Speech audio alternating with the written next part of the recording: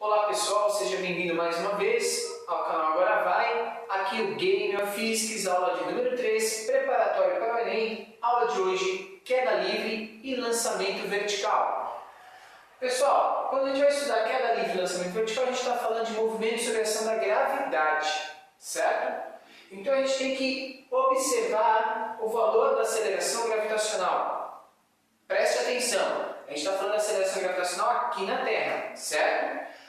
Normalmente a gente utiliza a aceleração gravitacional de 9,8 metros por segundo ao quadrado. Porém, alguns vestibulares, inclusive o Enem, ele permite que a gente arredonde esse valor para 10 metros por segundo ao quadrado. Isso é um valor de aceleração. Então, quando a gente está falando de queda livre e lançamento vertical, a gente está falando de movimento acelerado. Então, a gente vai reproduzir um pouco as equações que a gente viu na aula anterior, que são as equações de movimento retilíneo uniformemente variável, certo? Bom, vamos observar aqui, ó, queda livre, eu tenho um objeto que está a uma determinada altura e ele vai ser solto, ok? Abandonado. A gente vai sempre observar essas palavras utilizadas quando o exercício for de queda livre.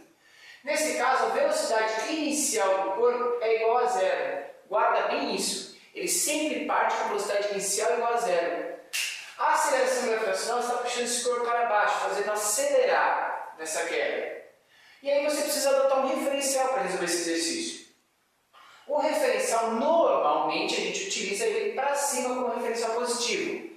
Ou seja, a gravidade está contra o nosso referencial, então ela vai ser negativa, certo?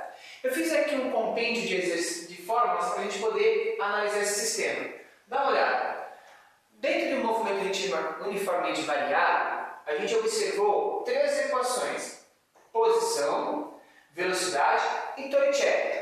Então a gente vai observar essas equações sendo utilizadas em problemas de queda livre. É isso que você precisa entender. Olha lá, posição final igual a posição inicial mais velocidade inicial vezes o tempo, mais aceleração vezes tempo ao quadrado dividido por 2. O que a gente sabe? Que a posição final, quando esse corpo estiver aqui, vai ser zero, porque ele vai estar no chão. Nosso referencial começa no chão.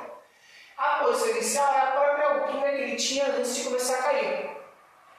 A velocidade inicial é zero, então a gente cancela essa velocidade inicial, tanto que ela nem aparece na segunda parte da equação.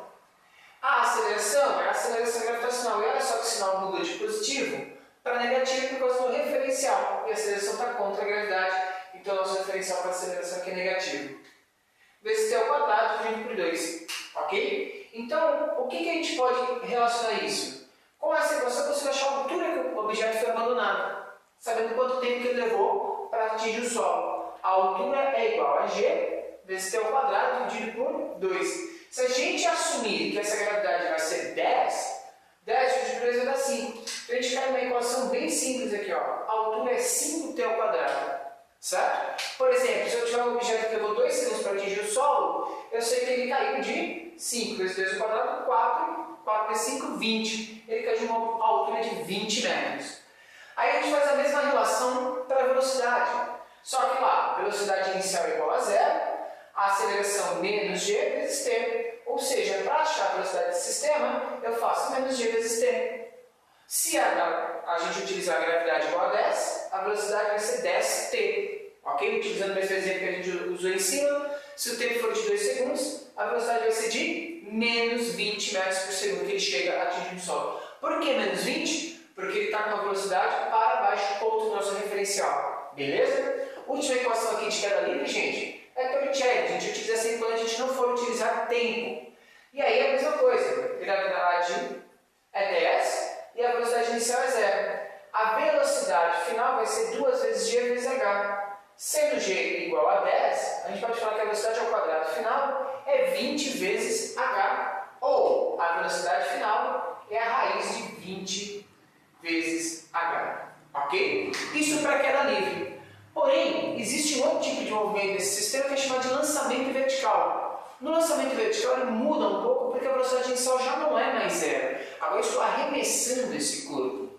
E aí eu posso fazer dois tipos de arremesso. Lançar ele diretamente para baixo ou lançar esse objeto para cima e depois deixá-lo cair, ok? Bom, nesses dois casos, a gente vai pensar sempre o seguinte: gravidade sempre para baixo, utilizando o mesmo sistema que a gente utilizou anteriormente, ok? A gente vai adotar o referencial para cima e a gente vai separar esses dois sistemas em duas partes. Vamos entender eles separadamente.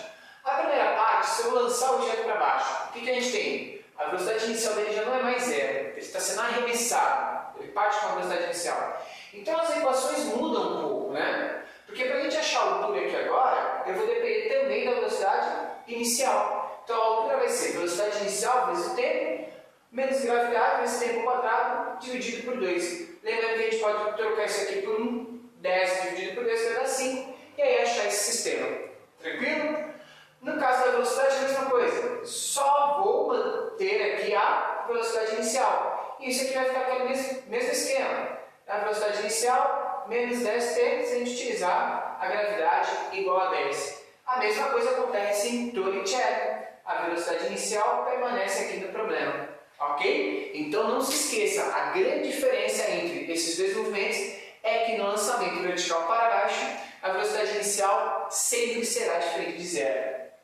Já quando eu estiver lançando o objeto para cima, a velocidade inicial vai ser para cima e ela vai ser também diferente de zero. Eu vou ter uma velocidade para lançar esse corpo.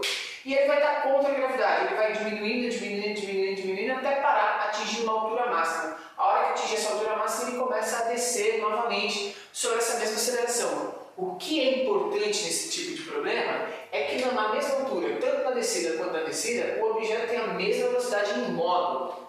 Só que na subida essa velocidade tem direção e sentido para cima, e aqui ele tem direção vertical e sentido para baixo. Então vai ficar o quê? Em módulo as velocidades são iguais, certo?